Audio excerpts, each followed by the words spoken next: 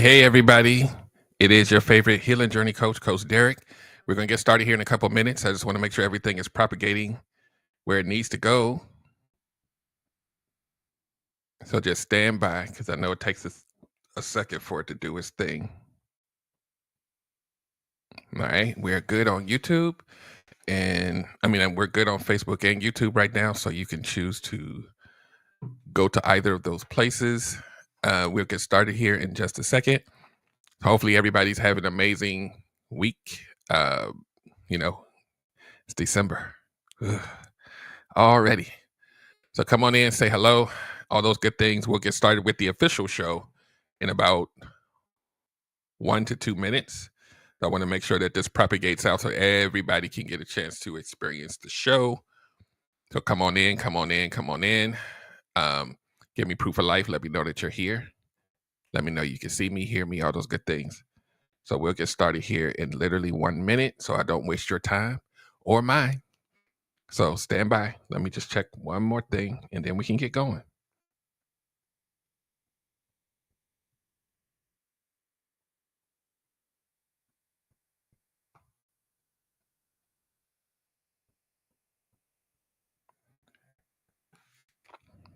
All right. We are at that time. So we're going to go ahead and get this show on the road here. Give me I'll say 1 second. It's really 20. Give me about 20 seconds and we'll intro the show and we'll get this thing going.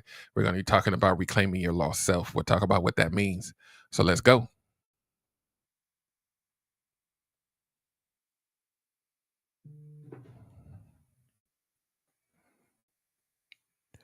Welcome to the Sit Down and Heal podcast with Coach Derek.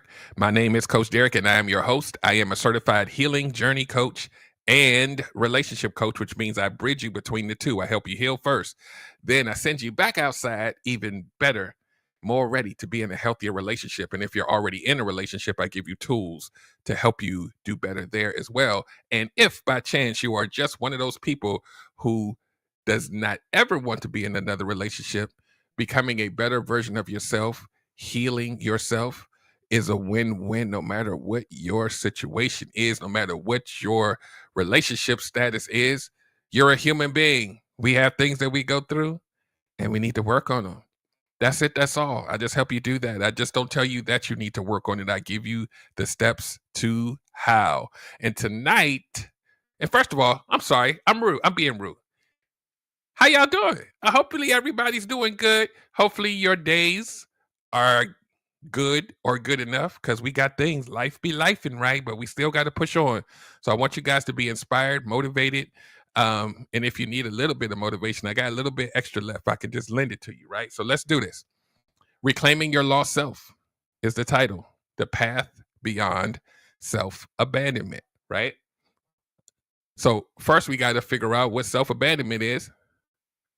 And then we also got to figure out, have we ever lost ourselves? Are we currently lost and don't even realize it because it's normal for us now? Maybe you do know, but you don't know how to get out of it. So we're going to talk about it. We ain't going to stay here too long on this one, but it's going to be effective. So when we talk about self-abandonment, it's a very long word that means something simple. You are choosing to abandon who you are to serve someone else. And we will call ourselves selfless. But guess what happens? We don't get back to ourselves. See, that's the part that we miss. If you serve someone else, but you never serve yourself, you will suffer. See, what we say out of our mouths is that we helping other people. It makes us feel good, but then we don't honor who we are. Sometimes we give to people that mean us harm and they destroy us even further, right? And then this lends itself into areas of trauma, right? And we here on the show, we always talk about how trauma stacks itself on top of each other. You got your childhood wounds, then you got your relationship stuff, and then you get into a new relationship, and then you got the conflict. Then you got the, I lost myself and I'm still here. So now you got the everyday agony. You got the everyday resentment. You got the, I don't know how to leave, but I want to leave, but I can't because I want to make sure that they're okay first. I know I said that real fast, didn't I? I hope y'all caught that. So when we say reclaiming your lost self, we're going to put a little spin on this tonight because I think the words sometimes get lost, pun intended. When we say reclaiming your lost self, we have to think about what the self was before we lost it. Was that self well adjusted? Was that self a self-aware version of you? Was that self that you lost still dealing with childhood wounds as an adult? Do we want to get back to that? Or do we want to become something better? Right? Because some people will say, I want to get back to who I used to be. Sometimes we don't want to be who we used to be. That's why I coach, because we got to figure out what the best version of us looks like. You got to think about it like this. Let's parse through this real quick.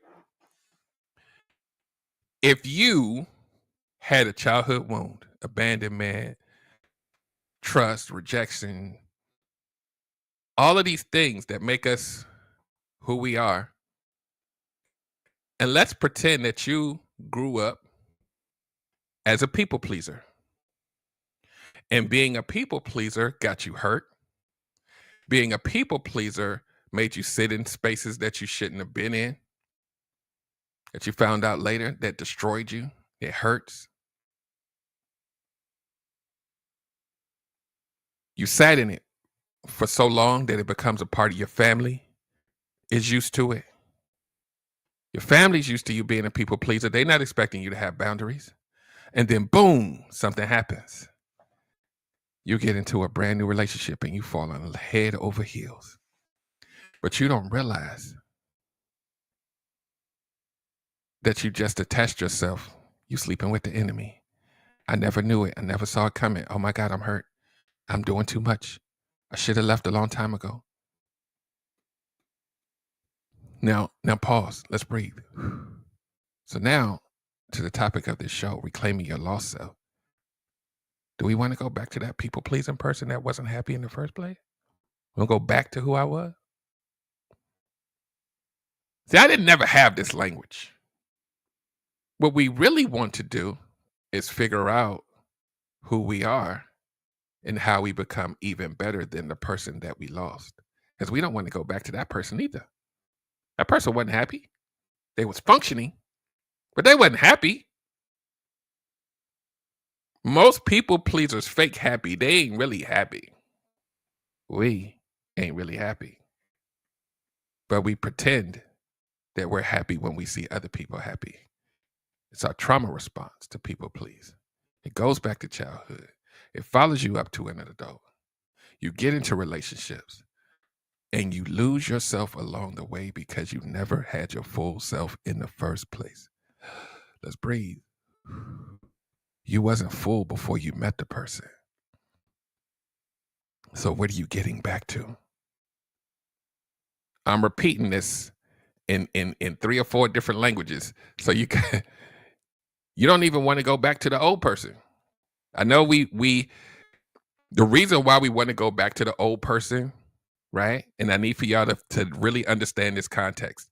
The reason why we want to go back to the old person, when I say old, I mean before your relationship hurts ever started, which means a way younger person than you that didn't have all those issues.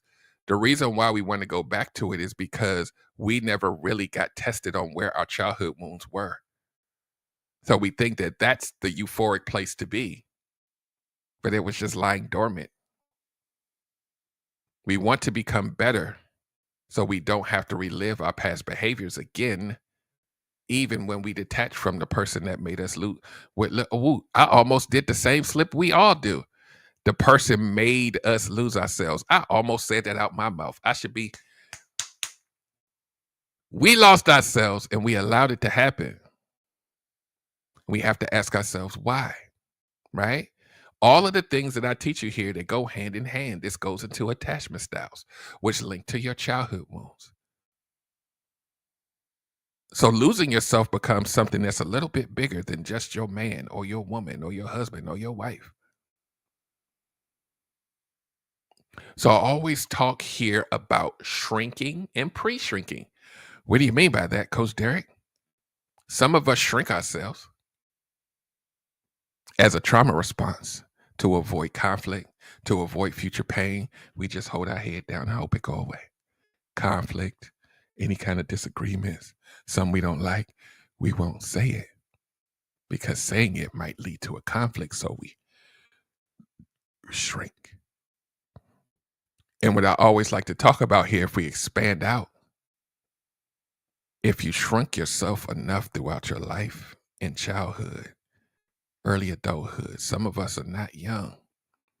Then when you meet a new person, you anticipate the conflict and you you pre-shrink before you even get to the first conflict because of fear.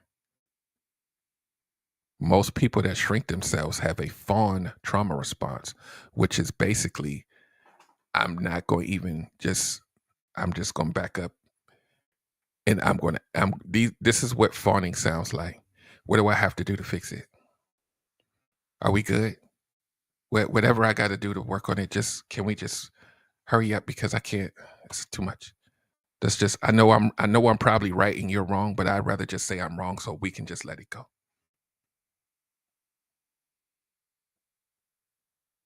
You can't advocate for yourself because that means you might have conflict. If you have conflict, the conflict might lead to future pain. If it leads to future pain, then you might end up breaking up with a person. But I got an abandonment wound, so I got to stay.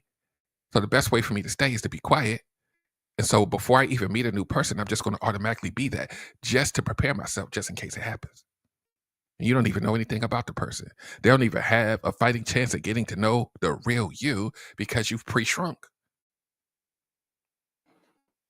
So think about this. If you're a pre-shrinking person, then you get into a relationship that ends up hurting. Do you want to reclaim and go back to that pre-shrinking version of yourself, or do you want to become better? But out of our mouths, we'd be like, I just want to go back to the old me before I met them. That person wasn't happy either. That person was in a dating pool looking for a coping mechanism. They was looking for therapy, not alignment.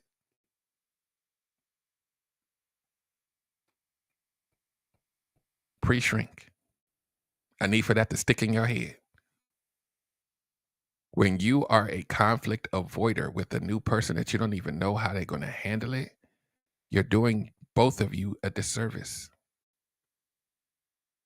How do you get out of it? Why is it on me like this so much? Why am I afraid to talk to them and I don't even know them yet? What is wrong with me? Why is this on me so much? This is the work here we do at Sit Down and Heal Coaching as we go back and we look at your patterns. We do the shadow work and we figure out where your wounds are because that's normally the answer. You got to go to the root, not the feeling. Let me say that again. You got to get to the root and not just the feeling. The feeling will betray you. Hurt is all over you.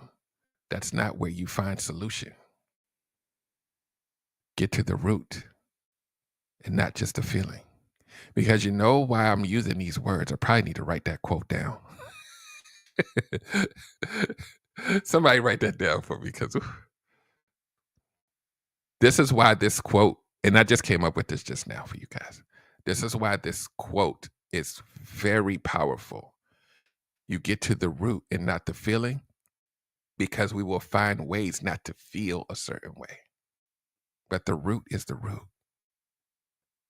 So let's say I feel hurt.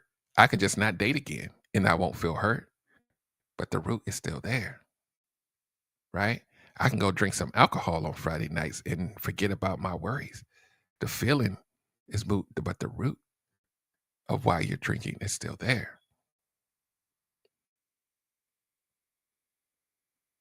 If we don't tackle the root, your life is just filled with feelings about things that happen to you. And then, this is how powerful this is. Then we find coping mechanisms to deal with the feeling. It's what I just was talking about. We find coping mechanisms to deal with the feeling. And guess what? The root is still there. This is why I had to change my whole coaching platform because the root will destroy you before the feelings will. But because the feelings are in our chest and it's all over our body, we think the feelings are more powerful than the root. Wrong. The root is your inner child. The root is your trauma.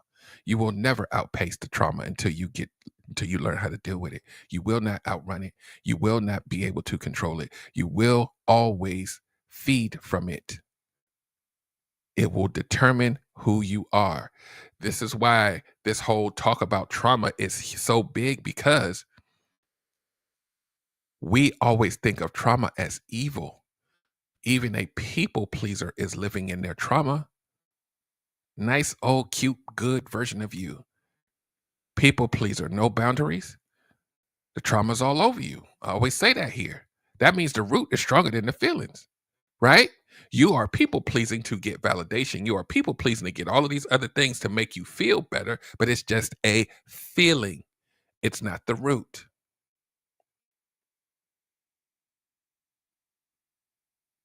Without tackling the root, your experiences will always be a pattern. So you know what you got to do with roots or trauma.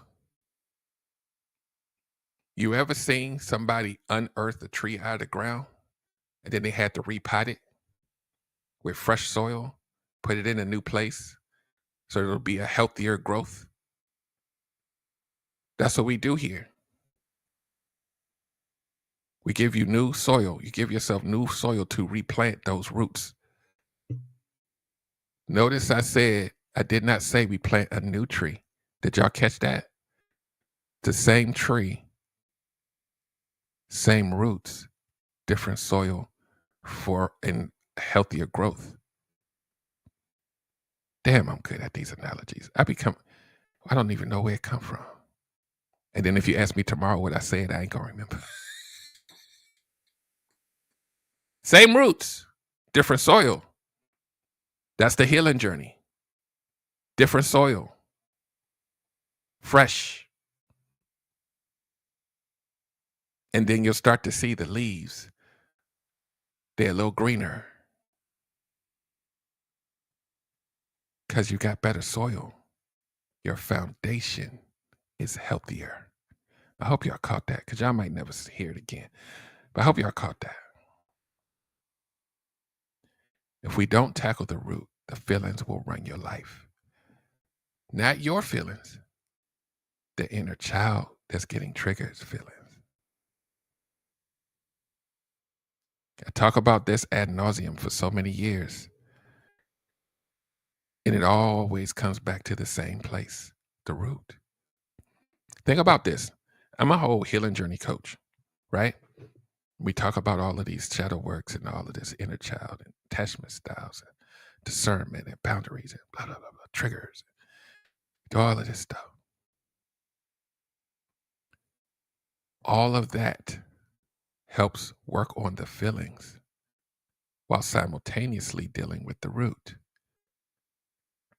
See, most places you go, they're going to teach you how to manage the feelings so that you can be productive in your day. But they very seldom go down to the roots in that dirt and pull the tree up and tell you that you can move different. They're only going to help you with the feelings. Let me tell you what this sounds like. If you came to, let's say, a dating coach, and the dating coach was like, what's the issue? And you're like, I'm just having a hard time dealing with dating, and I'm frustrated. And I just did a show on TikTok about the dating pool being trash, right? Oh, the dating pool is trash, and I just want to do better, and I want to meet better men, and I want to, and can you please just tell me what's a better place to go, right? So the untrained ear, you're going to start to tell her, well, maybe you should go to a cigar bar because that's where men congregate. You're going to, you probably need to go to, somewhere outside of your area to see if there's different people, right? The untrained ear. The trained ear heard this. Listen very closely. Okay. Pay attention to what I'm about to do. This is very powerful. And this is something that I have a whole course called Dating Languages Decoded, right? Pay attention. The untrained ear says she just needs to meet different people in different places. But this is what I heard. Listen very closely. I'm just I'm just so tired of the dating pool. Listen to how I'm breathing. Nonverbal. I'm just so tired of the dating pool, and I'm just tired of people cheating on me, and I just want to figure out how to meet better people. Can you please just tell me where where I can meet better men, because the places that I'm going, they're all trash. I heard trauma. I heard the breathing was different because she was reliving it in real time. Telling her to go meet different and go to different places will never solve her problem. That's why I changed my platform, y'all. We can't ignore that breathing pattern. We can't ignore the angst and the anxiety over the fear of meeting someone bad again until we work on the root. The root is in that breathing. Coach, I just don't even, you could even see this in how people type to you in the DM. Frantic words are just as noticeable as frantic breathing. This is why I just did a whole show about this, about the whole dating pool is trash. You're telling me that you had a lot of messed up experiences. So now I got to figure out where the root is, because it ain't always about them. It could be a lot about them, but it ain't all them. How you went on 30 dates and every date was the worst date you ever had in your life? There wasn't not one person that was like, you know what, he's just not my type. That means you are sitting with horrible, and you haven't pivoted from how you're choosing or your type or whatever it is. There's a pattern that a absolute horrible person got to see you on 2 and 3 dates every time, 30 times in a row. Sounding like a vetting problem, sounding like a discernment problem, sounding like an inner child problem. And this is why when I coach, I always tell you people get upset with me because they want to talk about how bad the dating pool is. And I'm like, root, root. Now, if I go down to the root and you good, then we can build on that. But we got to make an assessment of that root, because we're not going to play around with giving you all these fantastic tools up here at the top when we didn't look at the root first. The root is most of our issue. Even if you're married and the communication is horrible, most of the time it's an inner child problem.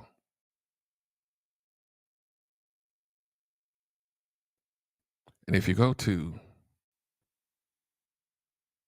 the Sit Down and Heal podcast, if you go on Spotify or Apple, there's a show about conflict. Go check that one out. Most of the time it's an inner child problem. Two good people will destroy each other. I've been telling y'all this for years. Just because that inner child is uncontrollable. Sometimes that inner child, if you controlled it, you would have never been there. I talk about this so much, but I feel like we have to keep saying it until it hits. So many people have been in relationships and marriages for 15, 20 years. And when you actually sit them down and you breathe for a minute. So what year was it that you knew that you probably should have left? Year one? And it ain't always about the kids. Because I know people, I stay for the kids and I'm unapologetic. I get it. Miserable for 20 years. So I don't pass judgment, but we got to take a look at that. Because some of y'all, it's not even 20 years. It's 20 months. It's 8 months. Or what month? This ain't even about no kids. What month did you know that it was a deal breaker? Month one? Why you keep going? Because I fell in love? Y'all be getting this love thing confused. We're going to do a show. Not, I don't know if it's going to be a podcast, but we're going to do a show about limerence. We gotta realize that it's not really love, man. Like, it's more attachment than love. It's more childhood wounds than it is love. And if that's the hill that you die on, right? Like, oh, I fell in love. So I stayed an extra 7, 8 months. But I knew that it was miserable in month 1. I have to look at you and say, what is it in you that those alarms went off and you ignored them? Not little nuances, deal breaker. Your deal breaker was sitting you in front of your face and you was like, nah, I'm good. Why? It's a root problem. You know, when people say I stayed because of love, what is that to this type of person? Here we are with the feeling again. The feeling root. Because the root, if you work on the root, then you're looking for people that align with your core. Oh, I hope y'all catching these analogies. If you work on yourself and you replant fresh soil and you blossom into something greater, you're going to need someone that aligns with the roots, with the core of who you are. We're not talking about feelings yet, because your feelings will betray you. It starts at the beginning, the first meeting. We're trying to dictate and find out if they align with this newly potted person. And if the answer is no, we can't stay. But if you never did the work,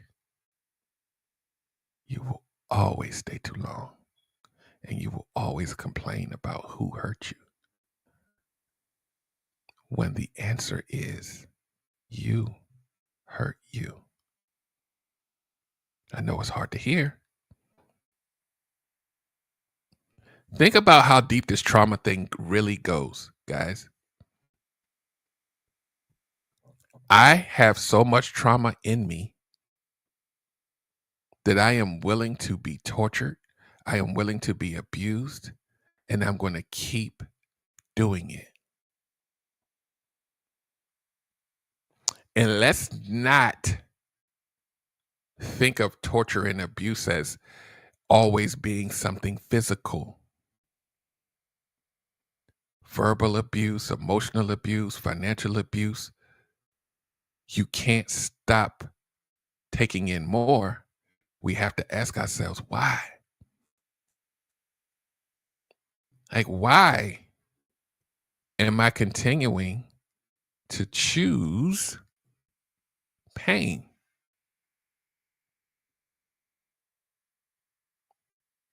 It's not about feelings now. It's about my root.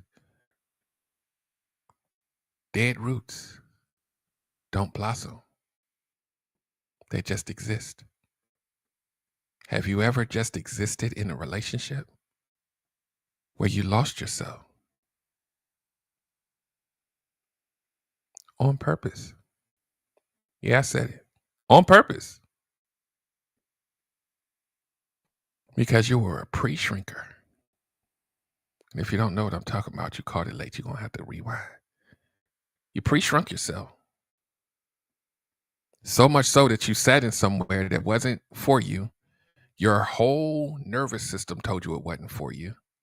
And you still kept going. See, the nervous system, even in its dysfunction, is going to warn you of danger. But your trauma almost numbs you from paying attention to it. So it's imperative that we work on the trauma, because we'll never hear the alarms. You'll hear it.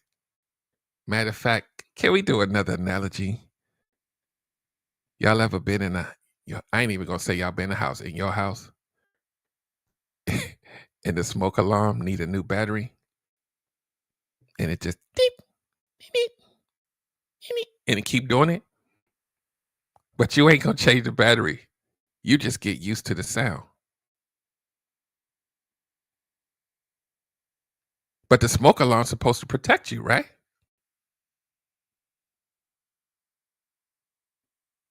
But instead of getting up there and changing the battery so we can stay protected, we ignore the beeps and we just go about our day like it's not there.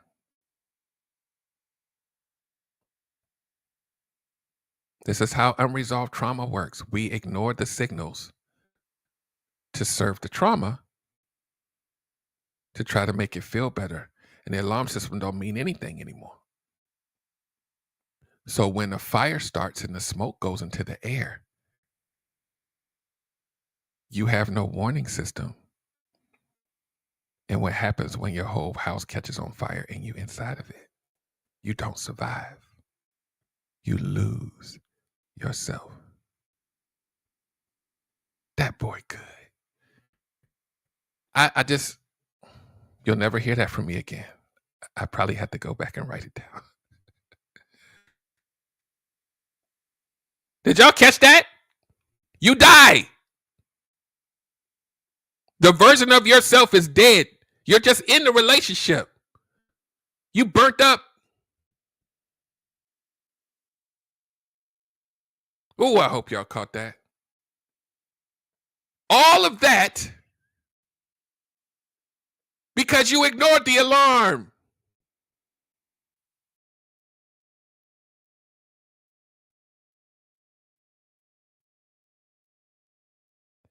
The healing journey is the battery, y'all.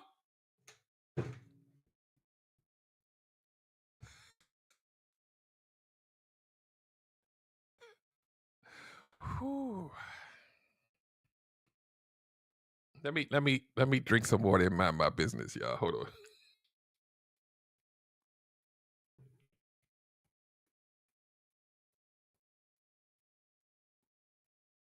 Without a fresh battery,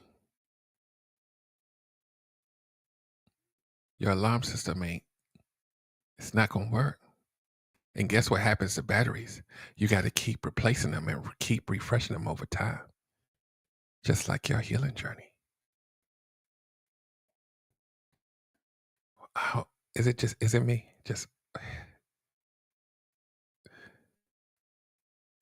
So instead of reclaiming the old us, we want to grow into a new us so we don't have to repeat those histories before. Oh, we're going to land our plane. This don't have to be long. Y'all got it.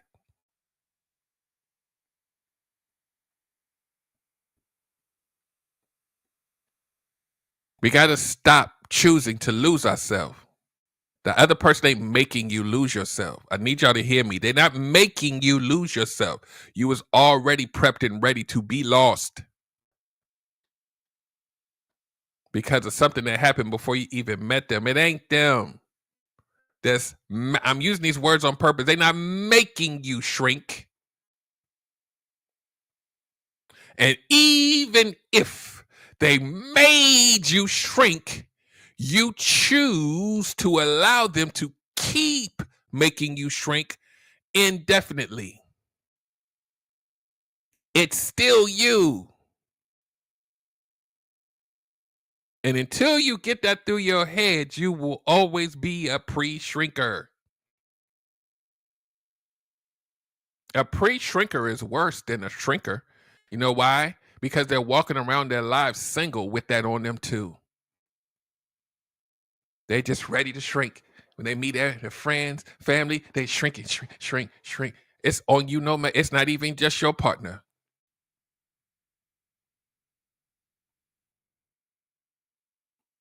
It's everybody. I'm shrinking just in case. Because I don't want to feel no conflict. I don't want nobody to not like me. I'ma sit in the back.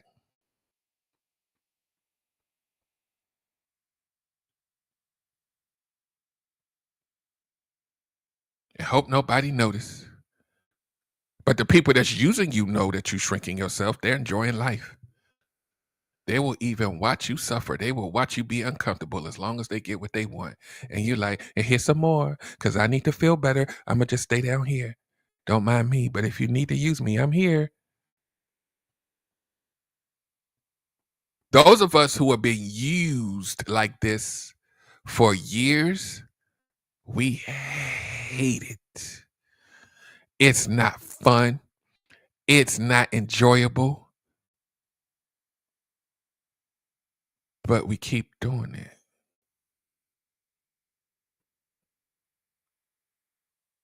I didn't just lose myself in the relationship. I've lost myself around my entire life. So much so that I convinced myself that this is normal. Shrinking is normal. I'm a conflict avoider. That's normal for me. I will never tell my partner how I feel about things because I want to feel safe.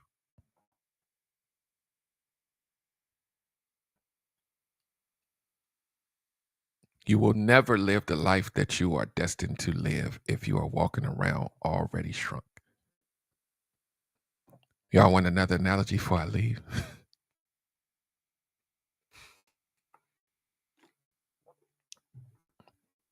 Y'all remember that movie, Honey, I Shrunk the Kids, right? When they shrunk down so little that everything around the world was bigger than them.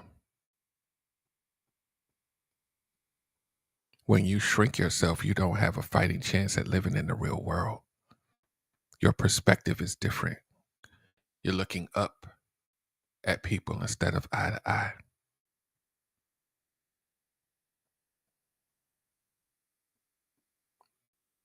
Oh, gets deeper. So anytime you need to achieve anything, you got to climb up because you're so small. You're going to do the work to climb up just to be eye level with them. They don't respect you because you're so little. You don't have a voice because you're so tiny. Y'all ever seen a movie where somebody shrink down and they be yelling and the big regular sized people, they can't even hear them talking because their voice is so small.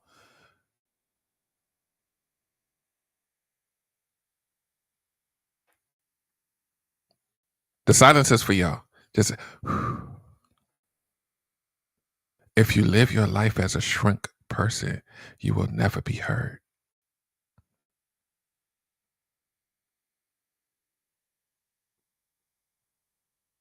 You will always have to climb up stuff and do all of this extra work just to be equal in your mind.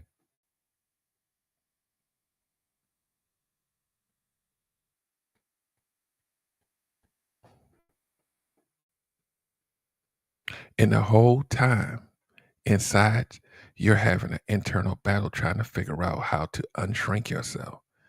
But you can't because it's all you know, because it's been inside you since you were a kid. So then what we have to do is we have to find that potion, that thing, the mechanism in order to help us grow back into a normal sized person. That's the coaching. That's the therapy. We got to figure out how to be on equal footing to advocate for ourselves, to be strong enough to leave if we need to. Stop being so small because you will get found by people who want to take advantage of you. Why? Because you're so tiny, they can just grab you and pick you up and use you for whatever they need.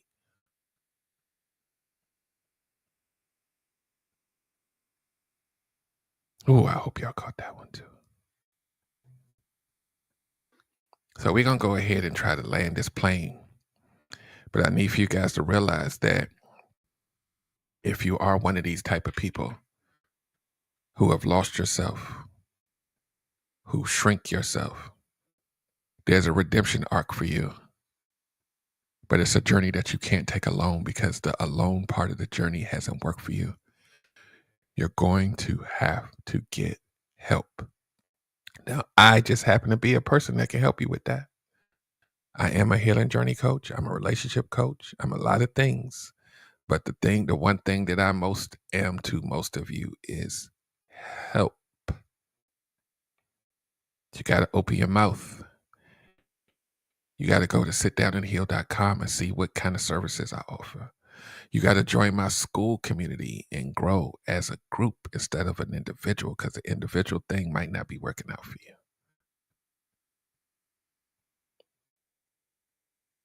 I really want better for all of us. Notice I'm not excluding myself as a coach. I want better for all of us. But we got to identify the root. And a lot of us can't even do that. That's why you need help. If you don't identify the root, all you have left are feelings. And they have betrayed you so much of your life that you think the feelings are the root. And it's not.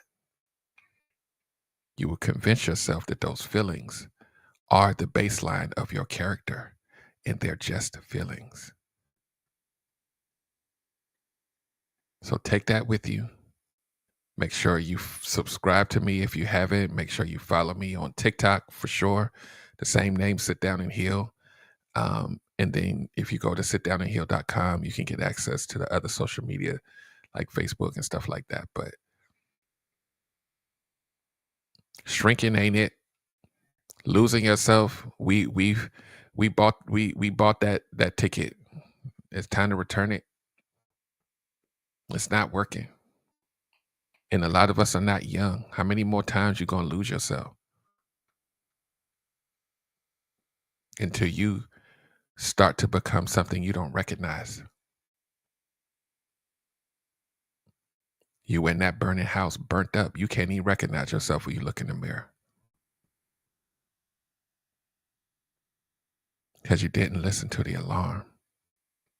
Because you refused to change the battery. Changing a battery is a lot easier than suffering through getting burnt up in the house. Healing journey is not easy, but it's easier than dealing with being hurt for the rest of your life. You got to choose one. So on that note, I'm going to wrap this up. I want you guys to have an amazing rest of your week. I want you to keep following me, and then not just follow me, but look at all the past episodes of the podcast on Spotify and all major podcasting platforms, not just Spotify, all of them. Pick one. I'm all there everywhere. Spotify, you got the option to watch the video and the audio on the same platform. This episode should be up to sometime tomorrow, like 24 hours. Join the school community. Go to sitdownandheal.com, click on the school community, pick your tier, because we're about to do some amazing things. We're going to have another masterclass in about a week. So you need to be a member. It's for members only to get into that masterclass. So they're going to keep coming, and I'm going to keep helping, and I'm going to keep serving. But don't just let me serve you. You need to serve yourself by choosing to prioritize your mental health, to prioritize your healing journey, and to just work on you in a real actionable way. And the best way to do that is with a system. That's what I offer. A system allows you to have a base to come back to when you fall off the horse. So on that note, I will see you guys next week, same time, every Tuesday, 7:30 p.m. Eastern Standard Time. Sit Down and Heal podcast with Coach Derek. I thank you guys, and I will see you.